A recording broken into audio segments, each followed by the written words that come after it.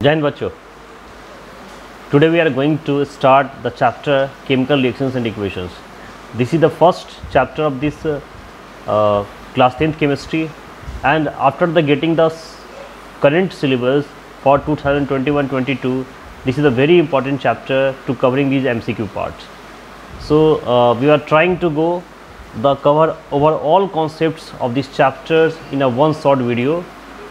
So let's start.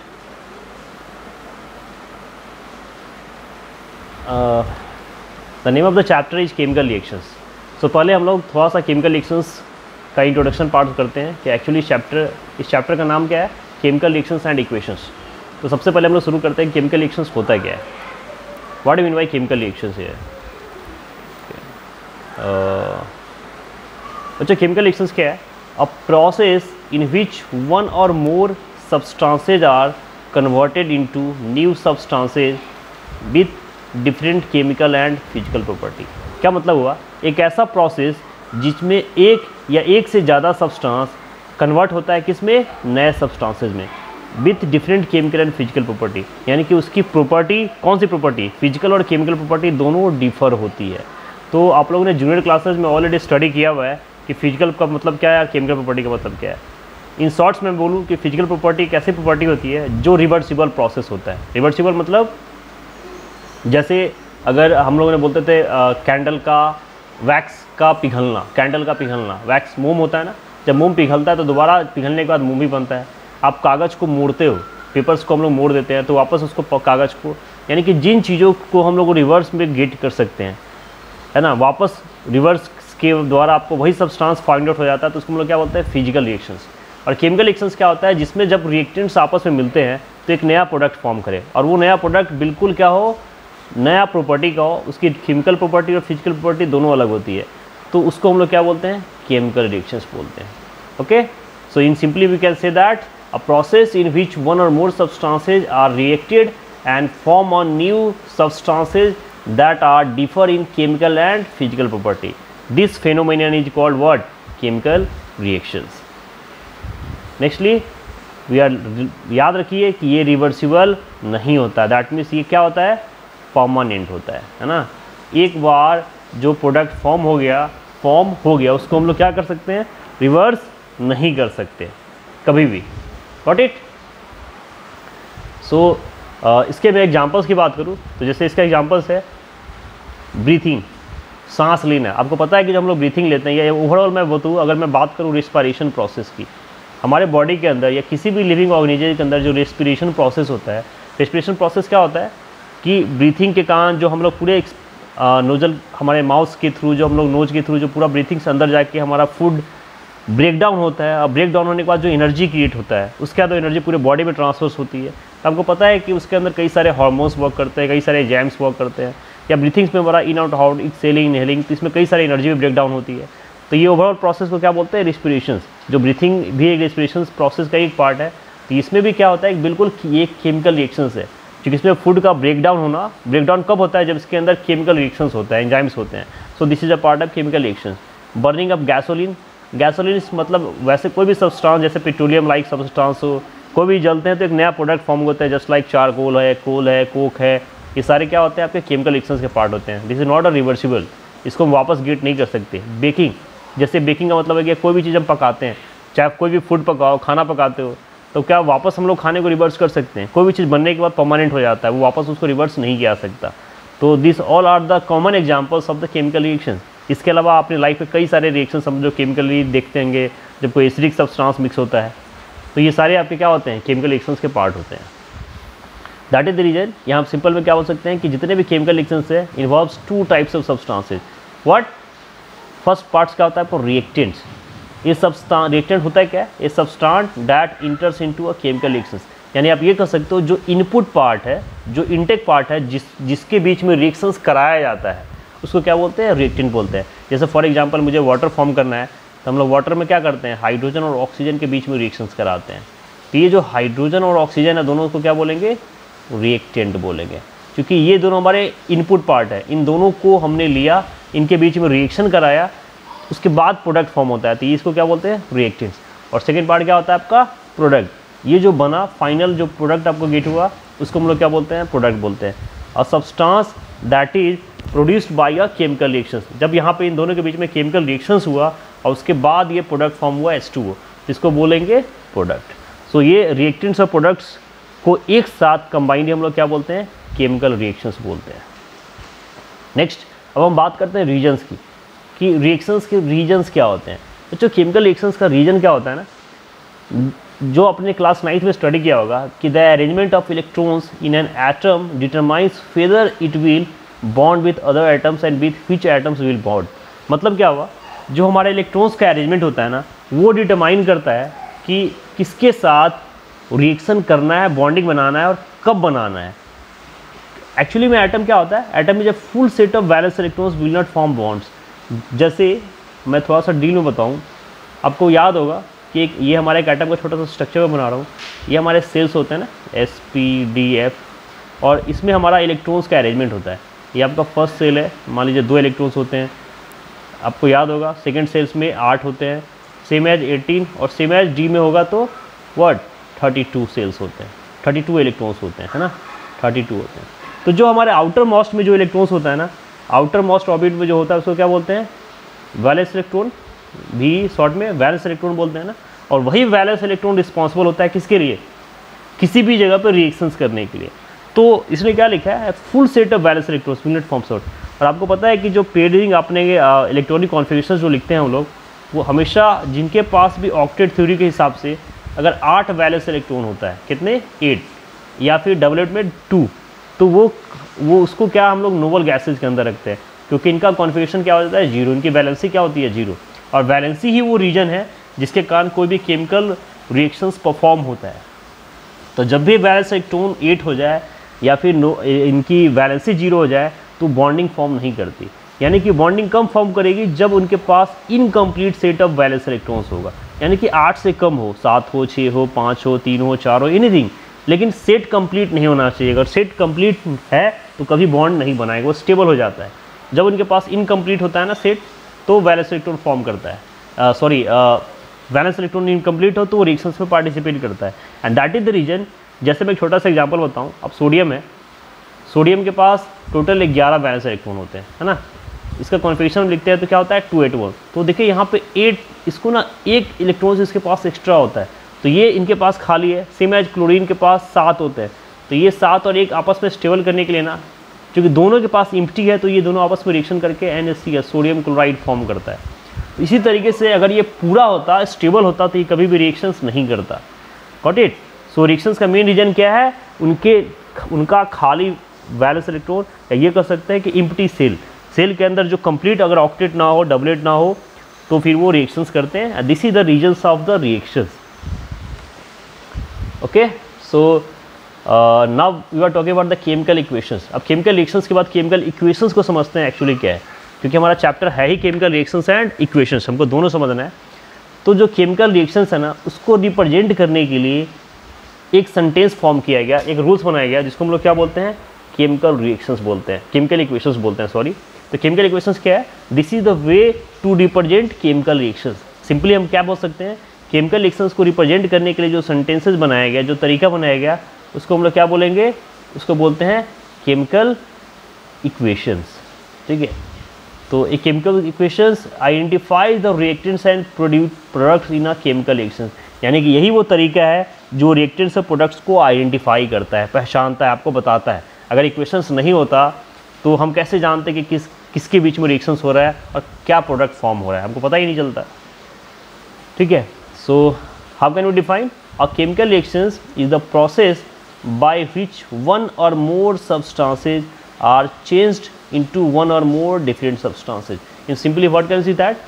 और इसको represent करने के लिए क्या बोलते हैं, हम लोगों ने इक्वेशंस फॉर्म किया, जो क्या बताता है, it shows what change have taken place. ये बताता है कि जो रिएक्शंस यानी कि जो रिएक्टेंट्स फॉर्म हुए आफ्टर प्रोडक्ट, उस रिएक्टेंट्स में क्या कोई चेंज आया है, क्या प्रोडक्ट फॉर्म हुआ है, ये क्या बताता है आपको, ये इक्वेशन बताता है। It also show that relative amounts of the various elements and the compounds that take part in the reactions। अगर इसके में कोई किसी से रिलेटिव अमाउंट है जो चेंज हुआ हो या ऐड हुआ हो, वो भी कौन शो करता है, आपका chemical equations symbolically. Okay, after that the starting substances in a chemical reactions are the reactants. बिल्कुल आपने मैंने बताया था कि जो रिएक्शंस में पार्टिसिपेट करता है वो कौन होता है, आपका रिएक्टेंट्स होता है। दैट इज द रीजन, तो जो स्टार्टिंग सब्सटेंस होते हैं क्या आपके रिएक्टेंट्स होते हैं। And the substances that are formed by the chemical reactions are the products. वो क्या होते हैं, प्रोडक्ट्स। जैसे रिएक्टेंट्स एंड फॉर्म करेगा प्रोडक्ट्स प्लस प्रोडक्ट्स। नेक्स्टली है, समझिएगा इसको, the letters in the parenthesis indicated the physical state of the each substance involve. Parenthesis का मतलब होता है जो हम लोग उसके अंदर कुछ सिम्बॉल्स यूज करते हैं, जैसे जी। अगर मैंने किसी क्वेश्चंस में किसी के बाद आपके पास जी लिखा हुआ है तो जी किसको डिनोट करता है, गैस को। G for gas, L for liquid. ये सिंबल होता है जो स्टेट को दर्शाता है। क्योंकि देखिए क्या होता है ना, कि जैसे फॉर एग्जांपल अगर मैंने लिखा H2 + O H2O, तो यहाँ पे मुझे ये नहीं पता चल रहा है कि हाइड्रोजन सॉलिड है, लिक्विड है, गैस है या फिर एक्वस है। बट अगर मैं इसके आगे मैं लिख दूँ ना हाइड्रोजन गैस प्लस O के आगे लिख दूँ गैस, तो मुझे क्लियर पता चल जाएगा कि इसका स्टेट क्या है, ये सॉलिड है कि लिक्विड है, गैस है। इसीलिए हम लोग पैरेंथेसिस का यूज करते हैं। तो अगर G लिखा हो तो हम लोग क्या समझेंगे, गैस। L लिखा हो तो liquid, S for solid and AQ for aqueous. Aqueous का मतलब क्या होता है, जो वाटर के अंदर डिजॉल्व हो। जैसे फॉर एग्जांपल मैंने सॉलिड सोडियम क्लोराइड को NaCl को वाटर में डिजॉल्व कर दिया, तो अब वो क्या बन जाएगा, वो बन जाएगा एक्वस सॉल्यूशन। यानी कोई भी सब्सटेंस को अगर मैं वाटर में घोल दूँ, वाटर में मिला दूँ, तो क्या बनता है बच्चों, वो एक्वस बना लेता है। Okay, so aqueous means that is dissolve in water. तो ये पैरेंथेसिस होते हैं चारों, काफ़ी इंपॉर्टेंट है और ये हमेशा आपको केमिकल रिएक्शंस में यूज करना है, इक्वेशंस में। तो इसको अच्छे से याद रखना है आप लोग को। आफ्टर, अब केमिकल इक्वेशंस के ना दो तरीके होते हैं। पहला तरीका क्या होता है, वर्ड इक्वेशंस। वर्ड मतलब इसको शब्दों के द्वारा इक्वेशंस को रिप्रेजेंट करना। ये एक्चुअली एक ट्रेंडिंग मेथड है जो हम लोग जनरली बोल के यूज कर सकते हैं। जैसे क्या होता है, gives names of the reactants and the name of the products, यानी कि उनका जो नेम है ना ओरिजिनल हमने लिखते हैं। जैसे मुझे कैल्शियम, हमने क्या लिखा कि कैल्शियम प्लस ऑक्सीजन रिएक्ट करके क्या बनाया, कैल्शियम ऑक्साइड। तो यहाँ पे हमको क्या पता चलेगा, तो इसी को वर्ड इक्वेशंस बोलते हैं कि जब हम किसी एलिमेंट्स को नेम को ना उसके नेम से दर्शाएं और फिर हम रिप्रेजेंट करें तो इसको क्या बोलते हैं, word equation. Just like calcium, जैसे बोलो हाइड्रोजन प्लस ऑक्सीजन, क्या बोलेंगे, hydrogen oxides. Sodium plus chlorine, sodium chloride. तो इस तरीके से सारे वर्ड्स मिलते हैं। यहाँ पे प्लस मीन्स क्या है, ये एक तरह से एडिशन, ऐड का काम करता है, यानी कि ये बता रहा है कि इसके साथ रिएक्शन हो रहा है कैल्शियम और ऑक्सीजन का। ओके, और ये एरो क्या बता रहा है, that means yields indicates the direction of the reaction. ये क्या बता रहा है, ये बता रहा है कि ये रिवर्सिबल नहीं है, ये वन साइडेड रिएक्शन है। दो सिंबल याद रखिएगा, अगर ये सिंगल एरो दे रहा है इसका मतलब है कि this is not a reversible process. Calcium oxygen combined होकर कैल्शियम ऑक्साइड्स बनाएगा, और अगर ये सिंबल यूज किया गया तो इसका मतलब है कि कैल्शियम ऑक्साइड भी कैल्शियम प्लस ऑक्सीजन बनाएगा। तो ये डबल रिवर्सिबल प्रोसेस होता है, यानी कि ये इधर भी हो सकता है और ये इधर भी हो सकता है। कभी कभी आपको ये भी सिंबल मिलेगा, तो ये भी आपका डबल रिवर्सिबल का साइन होता है। नेक्स्ट है आपका फॉर्मूला इक्वेशंस, यानी कि उसको सिंबॉलिकली, फॉर्मूला मतलब होता है सिंबल के द्वारा। तो इसमें क्या करते हैं, जैसे फर्स्टली हम लोग कैसे करेंगे, first determine the symbols and formula that describe the reactants and products. ये आप लोग क्लास में 9th में ऑलरेडी स्टडी कर चुके हो कि कैसे हम लोग सिंबल्स और फॉर्मूला लिखते हैं। तो सबसे पहले क्या करना है, किसी भी एलिमेंट्स का सिंबल्स और फॉर्मूला लिखना है। जैसे उसी कैल्शियम प्लस ऑक्सीजन का सिंबल क्या होता है, कैल्शियम का Ca, और ऑक्सीजन गैस का होता है O2। तो हमने सिंबॉलिकली लिख दिया फॉर्मूला के साथ, एंड एरो प्लस एरो वैसे ही यूज होगा, और ये क्या बनाया, CaO। तो ये सारे सिंबल्स के फॉर्म में होते हैं, यानी उसी वर्ड इक्वेशंस को हम लोगों ने सिंबॉलिकली रिप्रेजेंट कर दिया, तो इसी को बोलते हैं फॉर्मूला इक्वेशंस। सब्स्टिट्यूट कर दिया वर्ड इक्वेशंस को। ठीक है बच्चों, एक चीज़ ध्यान रखिएगा, कभी कभी जनरल दिमाग में आपको होना चाहिए कि फॉर्मूला इक्वेशंस और वर्ड इक्वेशंस में आपके पास बेटर क्या है। तो बच्चों ना, वर्ड इक्वेशंस से हमेशा फॉर्मूला इक्वेशंस बेटर होता है। क्यों? क्योंकि इसमें जब इसको हम बैलेंस करते हैं ना, जब आगे हम लोग पढ़ने जा रहे हैं बैलेंसिंग, तो इसके आगे जैसे 2 लगा हुआ हो या इसके आगे G लिखा हो, तो हम लोग ना सिर्फ एक छोटे से सिंबल के द्वारा ही सारी चीज़ समझ जाते हैं कि इसका फिजिकल स्टेट क्या है, इसमें कितने number of substances elements use किए गए हैं, उसके कॉफिशिएंट्स कितने, ये सारी चीज़ आपको क्लियर कर देता है फॉर्मूला इक्वेशंस। ये वर्ड इक्वेशन से क्लियर नहीं हो पाता, इसलिए हमेशा फॉर्मूला इक्वेशंस एडवांटेज है in comparison of word equations. अब बात आ रही है, that's a very important part, कि केमिकल इक्वेशंस को बैलेंस कैसे करते हैं। तो बच्चों आपको क्लास 9th में याद होगा law of conservation of mass. Law of conservation mass क्या था, कि matter is neither created nor destroy. जो मैटर होता है ना तो क्रिएट होता है ना ही डिस्ट्रॉयड होता है। और उसी के बाद आपके पास था लॉ ऑफ कंजर्वेशन ऑफ मास के अंदर कि जो टोटल मास होता है रिएक्टेंट्स का वो हमेशा total mass of the product के बराबर होता है। यानी कि जो रिएक्टेंट्स का मास वैल्यू है, फॉर एग्जांपल अगर H2+O में मैं बोलूँ कि ये आपके 18 ग्राम के बराबर है तो H2 की वैल्यू भी 18 ग्राम के बराबर ही होगी। यानी कि जो इसका मास होगा ये हमेशा इसके मास के बराबर होगा। तो ये क्या था आपका law of conservation of mass था ना। तो बैलेंसिंग केमिकल इक्वेशंस भी आपका law of conservation of mass को ही फॉलो करता है। यानी कि आपको for mass to remain constant before and after a chemical equations the number of atoms of each elements must be the same before and after a chemical equations. यानी कि एक सिंपल सा फंडा है कि अगर आपको बैलेंस करना है और आपका कंजर्वेशन ऑफ मास को फॉलो कराना है तो जो जितने अमाउंट में आपने दिया उतना ही अमाउंट आपको मिले, भले ही प्रोडक्ट कुछ और हो जाए बट उसके एलिमेंट्स के नंबर चेंज नहीं होने चाहिए, तो आपका मास सेम मिल जाएगा। 100%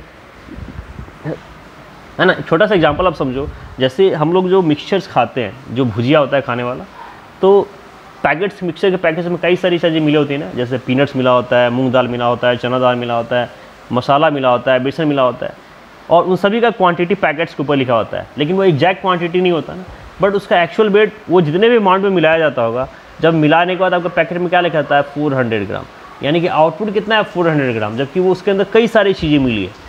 तो उन सब का एक फिक्स्ड मास आपको आउटपुट उतना ही देता है जितना हमने दिया, है ना।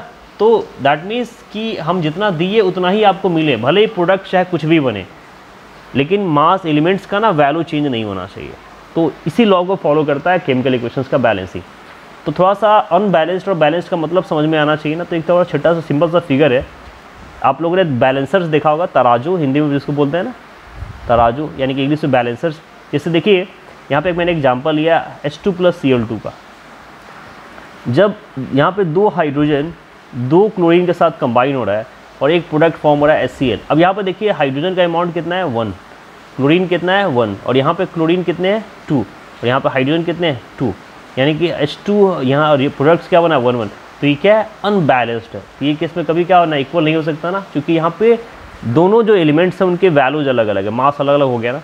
लेकिन यहाँ पे देखिए हाइड्रोजन 2 है, क्लोरीन भी 2 है, और यहाँ पे HCl और HCl, यानी कि दोनों हाइड्रोजन भी 2 और क्लोरीन भी 2, प्रोडक्ट भले अलग हो गया लेकिन अमाउंट दोनों का सेम है। That is the reason they are the balanced, है ना। यहाँ पे रिएक्टेंट्स और प्रोडक्ट्स दोनों क्या हो गए बैलेंस। तो that is the unbalanced and balancing chemical equations. Got it. चलिए तो आगे चलते हैं। अब हम बात करते हैं बैलेंसिंग करते कैसे हैं। तो देखिए क्या है, the same number of atoms of each elements must appear on both sides of the arrow in a chemical equations. यानी कि रिएक्टेंट्स में जितने नंबर ऑफ एटम्स रहेंगे उतने ही नंबर ऑफ एटम्स आपके प्रोडक्ट्स में भी होने चाहिए। फॉर एग्जांपल यदि रिएक्टेंट्स के पास 4 हाइड्रोजन और 1 कार्बन है तो प्रोडक्ट्स के पास भी 4 हाइड्रोजन और 1 कार्बन ही होने चाहिए, है ना। यानी कि बार बार एक ही चीज़ है कि जितने एलिमेंट्स के जो नंबर्स होंगे वो हमेशा इक्वल होने चाहिए, चाहे प्रोडक्ट डिफर हो जाए, तब उसको क्या बोलेंगे बैलेंस। अब इसको लिखेंगे कैसे, रूल्स ये काफ़ी होता है। आप सिंपल भाषा में कहो तो जो आप लोग बचपन के क्लासेस में hit and try method use करते हो ना, वही मेथड आपको यहाँ पे यूज करना है, हिट एंड ट्राई मेथड ही। यानी कि आपको अपने दिमाग से थोड़ा सा यूज करना पड़ेगा। इसके रूल्स क्या हैं, सबसे पहले क्या करना है, determine the reactants and the products. सबसे पहले तो क्या करिए, जैसे ये रिएक्टेंट्स है हाइड्रोजन और O2, इसको क्या करिए डिटरमाइन करिए, और प्रोडक्ट्स को। नेक्स्ट है assemble the parts of the chemical equation, assemble करिए, जैसे H2+O2 किया गया H2O को। After that write a balanced equation. Balancing means क्या है, showing an equal number of atoms for each element on both sides of the equation. कुछ चीज़ें आपको याद रखनी है, रिमेंबर नथिंग एज लॉस्ट और गेन। कुछ भी यहाँ पे लॉस्ट और गेन नहीं करना है, मतलब आपको रिएक्टेंट्स और प्रोडक्ट्स के अंदर कोई चेंजेज नहीं करने हैं, ठीक है। ओनली क्या करना है, ट्रांसफर करना है। हम ज़्यादा से ज़्यादा क्या कर सकते हैं, उसके कॉफिशिएंट्स को ट्रांसफ़र कर सकते हैं। किसको, हम सिर्फ बैलेंस कर से करेंगे, किसको करेंगे, कॉफिशिएंट्स को चेंज कर सकते हैं। हम लोग प्रोडक्ट्स पे या रिएक्टेंट्स में कोई चेंजेस नहीं करेंगे। नेवर चेंज द सबस्क्रिप्ट में भी कोई चेंज नहीं कर सकते। और finally make sure that all the coefficient are in the lowest possible ratio. और वो हमेशा क्या देखना है कि लोएस्ट पॉसिबल रेशियो में। एक चीज़ और ध्यान रखिएगा, जैसे कभी कभी बच्चे जब बैलेंस करते हैं ना स्टार्टिंग में, जैसे मान लो H2O लिखा हुआ है तो बैलेंस करने के लिए इसके बीच में लिख देते हैं 2O, या 2H2O। अब ध्यान रखिएगा कि H2O एक ना एक कंप्लीट एक ही एलिमेंट, ये एक नया कंपाउंड बन गया है जो एक साथ है। तो आप जब भी बैलेंस करोगे तो इसके आगे लगाओगे, नहीं पीछे ना बीच में। और जब इसके आगे लगाओगे तो मल्टीप्लिकेशन दोनों में होगा, यानी कि H2 भी 2 टाइम्स इंक्रीज करेगा और ऑक्सीजन भी 2 टाइम्स इंक्रीज करेगा। इसको तोड़ तोड़ के इंक्रीज नहीं करना है, ठीक है। तो एग्जाम्पल से समझते हैं। अब जैसे यहाँ पे देखिए Ca+O2 CaO है, calcium plus oxygen calcium oxide होना है। अब यहाँ पे देखिए कैल्शियम कितना है 1 है और ऑक्सीजन कितना है 2 है। बट प्रोडक्ट्स में देखिए कैल्शियम तो 1 है लेकिन ऑक्सीजन 1 टाइम्स ही है। इसका मतलब ये बैलेंस नहीं है, क्योंकि ऑक्सीजन रिएक्टेंट्स में कितने हैं 2 और ऑक्सीजन प्रोडक्ट्स में कितने हैं 1 है। तो ये बैलेंस नहीं है ना। इसको बैलेंस कैसे करेंगे? तो सबसे पहले बैलेंस करने के लिए क्या करना है आपको? To balance our equations correctly we need to use coefficients. हमको कोफिशिएंट्स को बैलेंस करना पड़ेगा। Whole numbers written before the formula for reactants position. Whole numbers ही होना चाहिए, हमको कभी फ्रैक्शंस वैल्यू नहीं लेना है। जैसे Ca+O2 है, अब इसको मैं बैलेंस करूँ तो मुझे ऑक्सीजन को 2 करना था, तो हमने क्या किया यहाँ पे ऑक्सीजन को 2 करने के लिए नोड्स प्रोडक्ट्स के आगे 2 जोड़ना पड़ेगा ना। तो जब प्रोडक्ट्स के आगे 2 जोड़े तो देखिए क्या हो गया, जब मैंने बोला था बीच में नहीं, तो यहाँ पे कैल्शियम भी 2 हो गया और ऑक्सीजन भी 2 हो गया। तो ऑक्सीजन तो बैलेंस हो गया लेकिन कैल्शियम गड़बड़ हो गया ना, इसलिए फिर कैल्शियम के आगे भी 2 जोड़ना पड़ा। तो ये बैलेंस इक्वेशन है आपका। देखिए यहाँ पे क्या हो जाएगा, कैल्शियम 2 और ऑक्सीजन 2 और यहाँ भी कैल्शियम 2 और ऑक्सीजन 2। अब ये क्या है, बैलेंस्ड है। यानी कि हम लोग कोफिशिएंट्स का यूज कर सकते हैं LHS में भी, यानी कि रिएक्टेंट्स में भी और प्रोडक्ट्स में भी, उससे कोई प्रॉब्लम नहीं है। जैसे कि एग्जांपल देखते हैं। एग्जांपल में क्या है, मीथेन प्लस ऑक्सीजन, ये वर्ड इक्वेशन में लिखा गया, they are forming carbon dioxide plus water. इसी को अगर मैं रिप्लेस करूँ वर्ड सिंबल्स में तो क्या होते हैं, मीथेन का सिंबल होता है CH4, ऑक्सीजन का होता है O2 and they are forming CO2 plus H2O। अब इसको चेक करोगे तो इसको बैलेंस करने के लिए क्या करना पड़ेगा, start with those elements that occur in only one substance of each side of the equation. Means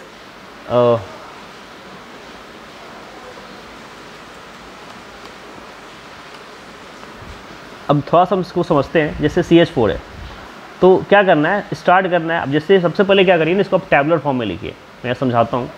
जैसे मान लो ये हमारा LHS पार्ट है, इसको अब मैं यहाँ लिख देता हूँ reactants and this is the products, है ना। तो क्या है, अब यहाँ पे देखिए कार्बन, सबसे पहले एलिमेंट्स को फिल्टर करिए। तो कार्बन है ना, उसके बाद क्या है आपका हाइड्रोजन है, उसके बाद ऑक्सीजन है। ये 3 ही सब्सटेंस रिएक्टेंट्स में है ना, एलिमेंट्स में अलग अलग है। तो कार्बन की संख्या कितनी है, 1 है ना, तो कार्बन आपका 1 है। हाइड्रोजन देखिए कितना है 4, तो हाइड्रोजन 4 और ऑक्सीजन की संख्या कितनी है 2 टाइम्स है। अब प्रोडक्ट में पहले लिखिए, तो प्रोडक्ट में देखिए क्या है, कार्बन 1 है, हाइड्रोजन कितना है आपका 2 और ऑक्सीजन 2 और 1 3। ऑक्सीजन की संख्या कितनी है 3 है। तो यहाँ पे आपको दिख रहा है कार्बन 1 1, हाइड्रोजन 2 4, ऑक्सीजन 2 3। कार्बन तो बैलेंस है लेकिन हाइड्रोजन और ऑक्सीजन बैलेंस नहीं है। तो सबसे पहले क्या करना है ना, आप उस पार्ट से स्टार्ट करिए जो पार्ट आपका कम वैल्यू वाला हो, ठीक है। Balance by trial and error, यानी कि हिट एंड ट्रायल मेथड्स। तो सबसे पहले आप क्या करिए ना, उस पार्ट से ट्राई करिए जो जहाँ पे आपको कम हो। यहाँ पे हाइड्रोजन 2 है ना, यानी कि कम है, तो आप इस पार्ट से शुरू कर सकते हैं। तो हाइड्रोजन को अगर मुझे 4 करना हो तो क्या करना पड़ेगा, 2 है तो 2 तो जोड़ना पड़ेगा। तो अगर मैं 2H2 कर दूँ तो देखिए यहाँ पे क्या हो जाएगा, 2H2 करते ही क्या हो जाएगा, हाइड्रोजन तो हो गया 4, नए वैल्यू में क्या हो जाएगा, हाइड्रोजन तो हो गया 4, बट ऑक्सीजन की संख्या भी बढ़ गई। तो ऑक्सीजन 2 और 2 यहाँ पे, ऑक्सीजन कितना हो गया आपका 2 + 2, यानी कि ऑक्सीजन भी कितना हो गया 4। अब देखिए यहाँ पे आपका हाइड्रोजन भी 4 हो गया और ऑक्सीजन यहाँ पे 4 है, यहाँ पे ऑक्सीजन 2 है। तो यहाँ पे ऑक्सीजन का बैलेंस करने के लिए क्या करना पड़ेगा, 2O2 करना पड़ेगा। तो यहाँ पे ऑक्सीजन की संख्या भी 4 हो जाएगी। अब आपका देखिए यहाँ पे ये बैलेंस इक्वेशन हो गया CH4 + 2O2 CO2 + 2H2। अब चेक कर लीजिए, यहाँ पे देखिए कार्बन कितना है 1, हाइड्रोजन कितना है 4 और ऑक्सीजन कितना है 4। इस साइड भी देखिए कार्बन 1, ऑक्सीजन 2 और 2 4 और हाइड्रोजन भी आपका कितना है 2 2 जा 4।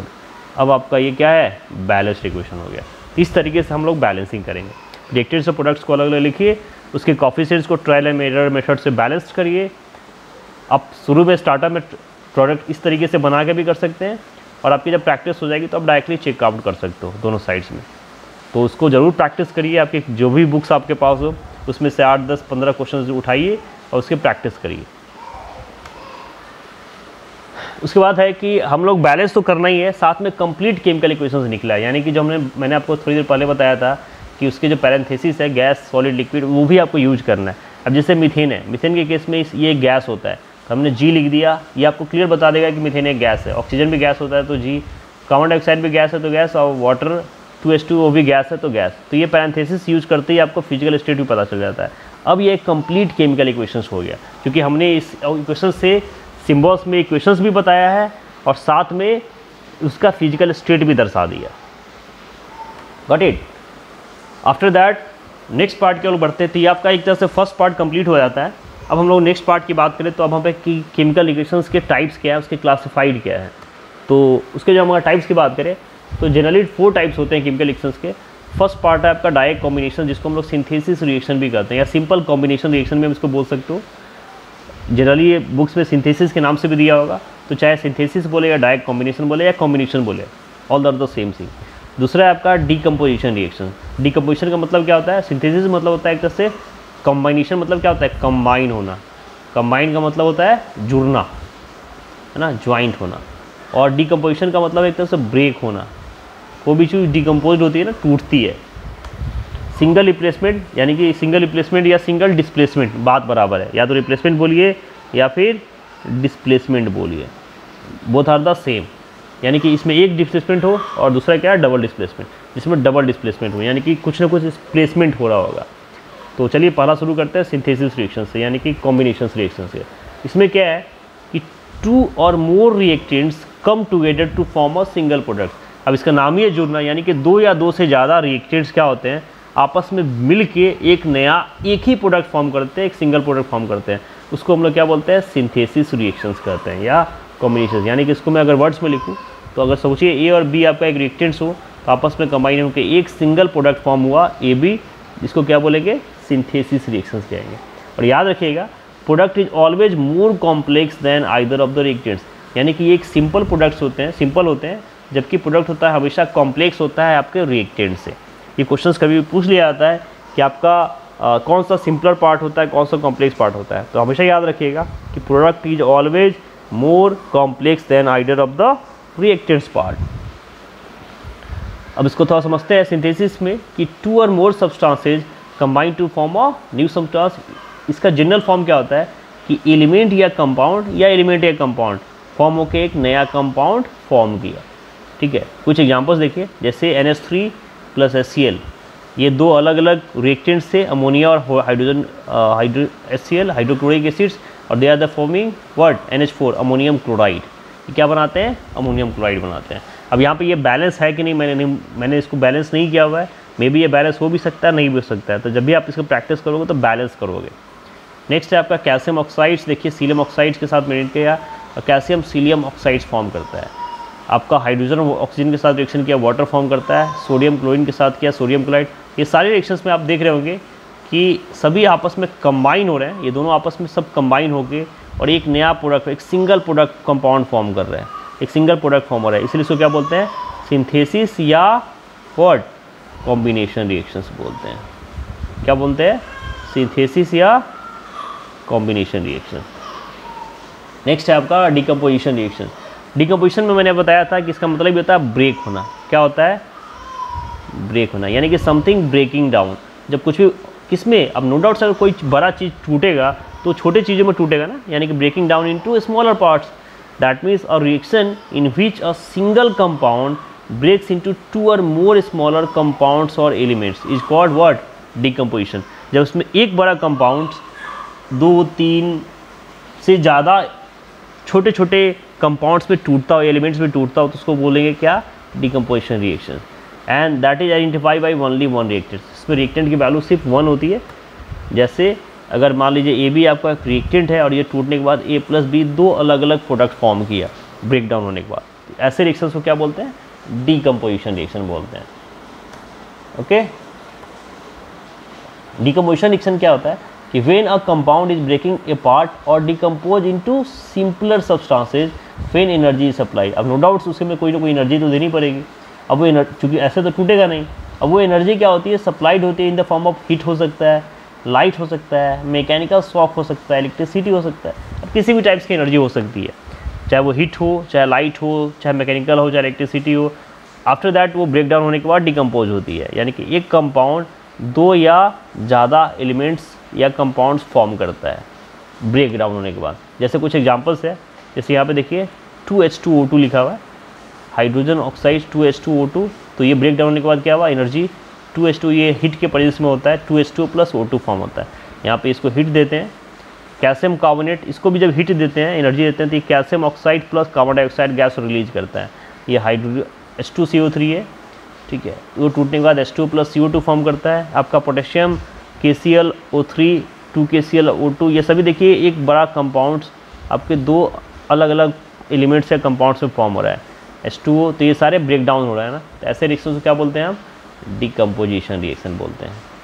तो इनको अच्छे से पहचानिएगा, ये आसानी से पहचान सकते हैं कि किसमें ब्रेक डाउन हो रहा है, उसमें कंबाइन हो रहा था, इसमें ब्रेक डाउन हो रहा है, यानी कि डिकम्पोज हो रहा है।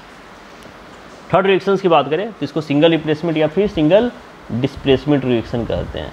तो इसमें कंफ्यूज नहीं होना है कि सर रिप्लेसमेंट है या डिस्प्लेसमेंट है, दोनों बात सेम होता है। तो सिंगल डिस्प्लेसमेंट या रिप्लेसमेंट की बात करें तो इसमें क्या होता है कि one element displaces another in a compound, एक एलिमेंट दूसरे एलिमेंट्स पे डिस्प्लेस हो जाता है। तो बच्चों डिस्प्लेसमेंट अपने आप नहीं होता। डिस्प्लेसमेंट का रीज़न क्या है कि एक सिंपल सा फंडा है कि जो ज़्यादा रिएक्टिव होता है ना, वो हमेशा लेस रिएक्टिव एलिमेंट्स को डिस्प्लेस कर देता है। जैसे इन जनरल भी क्या होता है, जो ज़्यादा ताकतवर होता है वो हमेशा कमज़ोर इंसान को दबा देता है ना, उसको रिप्लेस कर देता है। सेम थिंग है, एक ज़्यादा रिएक्टिव एलिमेंट एक लेस रिएक्टिव एलिमेंट को डिस्प्लेस करके खुद उसकी जगह ले लेता है। और सिंगल अगर एक ले लेता हो तो उस केस में उसको क्या बोलेंगे, सिंगल डिस्प्लेसमेंट या सिंगल रिप्लेसमेंट। इसका जनरल फॉर्मेट क्या होगा, जैसे ए है और बी सी है। अब देखिए यहाँ पे बी सी में से ए ने क्या किया, बी को हटाया और खुद वो ए के साथ कंबाइन होकर ए सी बना दिया और बी को हटा दिया, यानी कि एलिमेंट्स प्लस कंपाउंड कंबाइंड हुआ और एक एलिमेंट प्लस कंपाउंड भी बना। तो ये सिंगल डिस्प्लेसमेंट का एग्जाम्पल था, क्योंकि यहाँ पर सिर्फ ए ने रिएक्शन करके चेंज किया। जैसे एग्जाम्पल दिया हुआ है, सिल्वर नाइट्रेट है आपका 2AgNO3, ये जिंक से रिएक्शंस किया। तो देखिए यहाँ पे सिल्वर नाइट्रेट क्या होता है ना, इससे ज़्यादा रिएक्टिव होता है। तो इसने क्या किया कि जिंक ने क्या किया, NO3 को हटाया, ये खुद ZnNO3 यानी कि Ag को हटा के और ये जिंक नाइट्रेट के साथ रिएक्शन, जिंक के साथ रिएक्शंस कर लिया। They are forming what, zinc nitrate. Okay, so ZnNO3 का होल 2। तो इस टाइप के एग्जांपल्स को क्या बोलते हैं, सिंगल डिस्प्लेसमेंट या सिंगल रिप्लेसमेंट। जैसे यहाँ पे देखिए Fe है और यहाँ पे हाइड्रोजन क्लोराइड है, हाइड्रोक्लोरिक एसिड HCl। इसमें यहाँ पे H से बहुत ज़्यादा रिएक्टिव होता है Fe, तो ये क्या करता है, इसको डिस्प्लेस करता है और खुद इसकी प्लेस लेके FeCl3 एक नया कंपाउंड बन गया और हाइड्रोजन को इसने डिस्प्लेस कर दिया। तो ये ऑक्सीडेशन स्टेट्स, इस पर आप लोग को अभी ध्यान नहीं देना। आप सिंपल ये समझिए कि रिएक्टिविटी सीरीज के कारण इसको डिस्प्लेस कर देता है। इसके लिए आपको रिएक्टिविटी सीरीज याद होनी चाहिए, अगर रिएक्टिविटी सीरीज याद नहीं होगी तो प्रॉब्लम होगी, तो इसको जरूर याद रखिएगा। That means an uncombined element displaces an element that is a part of compound. जो अनकम्बाइंड एलिमेंट होता है वो क्या होता है, कंपाउंड के जो जुड़े हुए कंपाउंड से उसको डिस्प्लेस कर देता है। रिएक्टेंट्स में क्या होता है, one element in one compound, जैसे A + BX, अब क्या बनेगा AX + B। जनरली ये कैसे होते हैं, आयनिक कंपाउंड्स होते हैं। यानी कि अगर इससे कुछ एग्जांपल्स की बात करें, जैसे Mg + CSO4। अब यहाँ पे देखिए कॉपर से मैग्नीशियम जो होता है वो क्या होता है, ज़्यादा रिएक्टिव होता है, तो वो आप कॉपर को रिप्लेस करके खुद उसकी जगह ले लेता है और मैग्नीशियम सल्फेट MgSO4 + कॉपर, यानी कि मोर एक्टिव एलिमेंट भी replace as a less active element. तो ये हमेशा याद रखना है। आगे हम लोग रिएक्टिविटी सीरीज के फिगर्स मैंने जो शो किया उसको देखेंगे, तो इसके लिए आपको याद होना चाहिए। मेटल्स हमेशा याद रखिएगा कि मेटल्स जो रिप्लेस है वो मेटल्स या तो मेटल्स को रिप्लेस करता है या फिर हाइड्रोजन को रिप्लेस कर देता है, और नॉन मेटल क्या करता है, नॉन मेटल को रिप्लेस करता है। जैसे यहाँ पे देखिए क्लोरीन है, एक नॉन मेटल है, और पोटेशियम आयोडाइड के साथ जब रिएक्शंस करता है तो क्या करता है ना, पोटेशियम्स को रिप्लेस किया तो पोटेशियम क्लोराइड + आयोडीन फॉर्म कर दिया। उसके बाद हम लोग बात करते हैं डबल डिस्प्लेसमेंट रिएक्शन की या डबल रिप्लेसमेंट की। इसमें क्या होता है, same as that is the similar to single displacement. यहाँ भी रिएक्टिविटी वाली बात है, but it is used to compounds, यानी कि इसमें दोनों के बीच में रिएक्शन होता है। जब कंपाउंड और कंपाउंड होता है यानी कि AB + CD, तो यहाँ पे दोनों अपना पेयर चेंज कर लेते हैं, यानी कि AD + CD फॉर्म कर लेते हैं। कहानी वही है, बस इसमें डबल पेयरिंग हो जाती है ना, यानी कि एटम्स और ions form two different compounds replacing each other, ये दोनों एक दूसरे को रिप्लेस कर देते हैं, और two compounds as reactants and two compounds as product. जैसे यहाँ पे AX प्लस BY है, तो देखिए A का पेयर क्या है X के साथ और B का क्या है Y के साथ। लेकिन यहाँ पे देखिए इन्होंने क्या किया, A ने Y के साथ फॉर्म कर लिया और B ने X के साथ, दोनों ने अपना पेयर चेंज कर लिया। तो याद यहाँ पे देखिएगा, जहाँ पे दोनों पे पेयर चेंजेज हो तो वैसे रिप्लेस हो तो क्या बोलेंगे, डबल डिस्प्लेसमेंट बोलेंगे, है ना। इसको आसानी से पहचान सकते हो कि अगर दोनों के पोजीशंस पे चेंज आया है, दोनों के पेयर्स अलग अलग हो गए हैं, तो उसको क्या बोलेंगे, डबल डिस्प्लेसमेंट बोलेंगे। जैसे देखिए यहाँ पे कैल्शियम कार्बोनेट HCl से हाइड्रोक्लोरिक एसिड से रिएक्शंस करता है, तो यहाँ पे देखिए कैल्शियम का पेयर है आपका कार्बोनेट CO3 और यहाँ पे हाइड्रोजन का है क्लोरीन। लेकिन यहाँ पे देखिए कैल्शियम ने क्या किया, क्लोरीन से रिएक्शंस कर लिया और हाइड्रोजन ने कार्बोनेट से रिएक्शंस कर लिया। तो दोनों केसेस में दोनों ने अपना पेयर अलग अलग कर लिया है। तो ऐसे एग्जाम्पल्स को क्या बोलेंगे, डबल रिप्लेसमेंट रिएक्शंस। जिससे कुछ एग्जाम्पल दिए गए, AgNO3 प्लस HCl, ये क्या बनाता है, पेयर चेंज करने के बाद AgCl plus HNO3, same as Fe2O3 plus HCl, they are forming FeCl3 plus H2O। तो इस तरीके से आप इसको आइडेंटिफाई कर सकते हो। इससे कुछ कंडीशंस क्या क्या होती है कि जो most reactions will not occur unless the reactants are dissolve into water so that ions can separate into ions. बहुत सारे ऐसे रिएक्शंस होते हैं ना जो वाटर्स के कारण डिजॉल्व नहीं होते हैं, that is the reason they are the forming ions, वो आयंस की तरह सेपरेट हो जाते हैं। और जो रिएक्शंस होता है वो कब प्रोडक्ट्स होता है, जब उसके सिमिलर टाइप्स के प्रेसिपिटेट हो या गैस हो, प्रोडक्ट्स हो, तो उसमें ये रिएक्शंस परफॉर्म होता है। जैसे यहाँ पे देखिए, यहाँ पे सिंगल मैंने बस Mg, यहाँ पे MgSO4 और कॉपर ने इसके साथ रिप्लेस करके CSO फॉर्म कर लिया, A plus BC, this is the general form. यहाँ पर डायग्राम से भी समझ सकते हो, सिंगल रिप्लेसमेंट को और डबल को। कैल्शियम ने यहाँ पे चेंज किया था और ये इसने इसका पेयर, दोनों ने अपना पेयर चेंज कर लिया। तो ये जनरल फॉर्मेट होता है ना। यहाँ पे एरो होगा। तो इस तरह से रिएक्टेंट्स और प्रोडक्ट के साथ ये सिंगल और डबल डिस्प्लेसमेंट रिएक्शन फॉर्म करते हैं। अब इसके कारण क्या होता है, इसका एक प्रोडक्ट्स है, इसका कह सकते हो energy, that is a combustion. Combustion होता है क्या बच्चों, combustion it occurs when a compound Burns in an air. आपको पता है कि जब ऑक्सीजन के प्रेजेंस में कोई भी सब्सटेंस बर्न होता है तो उसको क्या बोलते हैं, कम्बशन रिएक्शन बोलते हैं। It is actually reacting with oxygen in the air, ये हमेशा ऑक्सीजन के प्रेजेंस में ही होता है। तो जब प्रोडक्ट्स होता है कम्बशन में ना, they are forming the oxidation of the hydrocarbon under normal conditions are carbon dioxide and water vapour. यहाँ पे जो प्रोडक्ट्स फॉर्म होता है कौन सा होता है आपका, कार्बन डाइऑक्साइड और वाटर वेपर होता है। कम्बशंस ऑक्सीडेशन रिएक्शंस में ही रेफर करता है, यानी कि इसका एक जनरल फॉर्म क्या हो सकता है कि जब हाइड्रोकार्बन ऑक्सीजन के साथ रिएक्ट करता है तो they are forming carbon dioxide plus water. काफ़ी यूज होता है, जनरली ये फॉर्मेट होता है। या फिर हाइड्रोकार्बन प्लस फ्लोरीन रिएक्शन किया तो carbon fluoride plus hydrogen fluoride form करता है। लेकिन जनरली जो आपका रिएक्शंस क्या होता है, ये काफ़ी पॉपुलर रिएक्शंस है आपका। जैसे एग्जांपल क्या है कम्बशन ऑक्सीडेशन के, CH4 प्लस 2O2। देखिए मीथेन जब ऑक्सीजन के प्रेजेंस में रिएक्शंस कराता है तो carbon dioxide gas plus water release करता है। सेम है जब हाइड्रोजन सल्फाइड फ्लोरीन के साथ रिएक्शंस कर रहा है तो CF4 plus 2HF plus SF6 बनाता है। यहाँ पे भी मीथेन ऑक्सीजन के साथ और नाइट्रोजन के साथ रिएक्शन कराने के बाद carbon dioxide plus water plus nitrogen plus heat generate करता है। तो जहाँ भी ऑक्सीजन के साथ रिएक्शन दिखे ना, आप ये समझ लेना ये ऑक्सीजन कहीं ना कहीं आपका कम्बशन रिएक्शंस का है। प्रोडक्ट में और प्रोडक्ट में ऑक्सीजन के साथ रिएक्शंस करे और प्रोडक्ट में आपका वाटर और कार्बन डाइऑक्साइड फॉर्म हो तो ये 100% कम्बशन रिएक्शन होगा।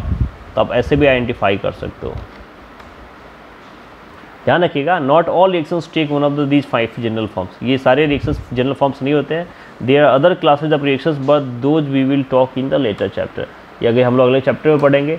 तो ये आपका केमिकल रिएक्शंस एंड इक्वेशंस का कॉन्सेप्ट्स है ओवरऑल। इसके बाद जो ऑक्सीडेशन रिडक्शंस है या आगे का जो स्टेप्स है, इसके अगले वाले पार्ट्स में हम लोग कवर करेंगे या नेक्स्ट चैप्टर में कवर करेंगे। सो आई होप आपको ये वीडियो पसंद आया होगा और ये काफ़ी इंपॉर्टेंट पार्ट है आपके एग्जामिनेशन पॉइंट ऑफ व्यू से, खास करके फर्स्ट टर्म के लिए जो आपका 2-3 चैप्टर्स कवर्ड हो रहा है, फर्स्ट, सेकेंड एंड थर्ड। इसमें हम लोग बहुत ही जल्दी MCQ की सीरीज भी लेके आएंगे। तब तक इसको अच्छे से स्टडी करिए, घर पे सेफ रहिए और अगर आपको वीडियो पसंद आया हो तो चैनल को सब्सक्राइब और लाइक ज़रूर करिए। तब तक के लिए जय हिंद।